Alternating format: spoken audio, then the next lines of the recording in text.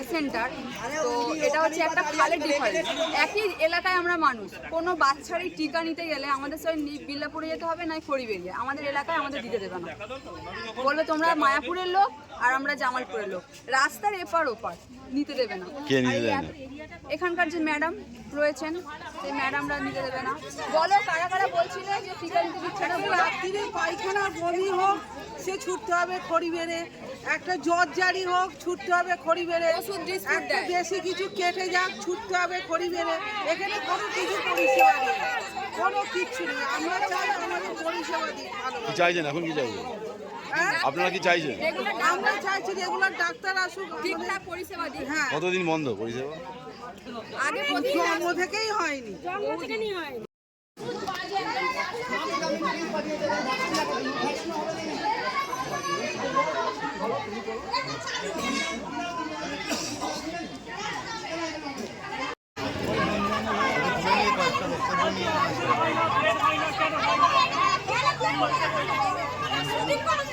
সবার আগে ওকে বাইরে বার করতে দরকার, সবার আগে ওকে বাইরে বার করতে দরকার।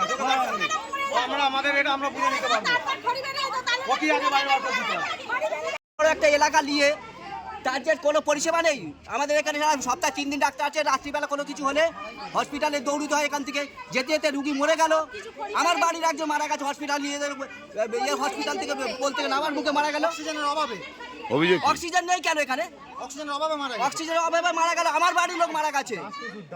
এখন কি চাইছেন?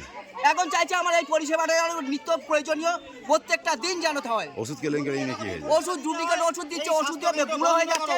ভিতরে একটা ওআরএস দিচ্ছে, তার ফুটো ঝরে ঝরে চলে যাচ্ছে হাত থেকে। এখানে কার দায়িত্ব? আমাদের দেখার দায়িত্ব, আমাদের দেখার দায়িত্ব, দেখার দায়িত্ব তো হসপিটাল কর্তৃপক্ষ। সুপারকে জানিয়েছেন? সুপারকে জানানো হয়েছে, সুপার এখানে আসুক, সুপার এসে আমাদের সমস্যার সমাধান করুক। নাহলে এখানে গেটে তালা দেওয়া হবে, গেট থেকে কাউকে কোনো কর্মীকে বেরোতে দেওয়া হবে না।